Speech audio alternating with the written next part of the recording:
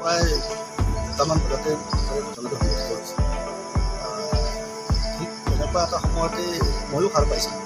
তেতিয়া মই ল'ৰাটোক কোনোবাই যাব নালাগে বুলি কোৱাৰ পিছত মই ল'ৰাটোৱে নেমানিলোঁ।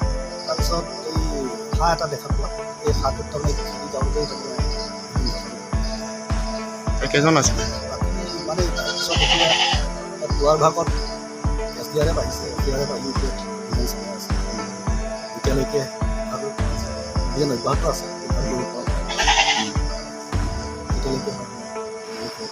তেখেতৰ নাম কি আছে? বয়স কিমান মান?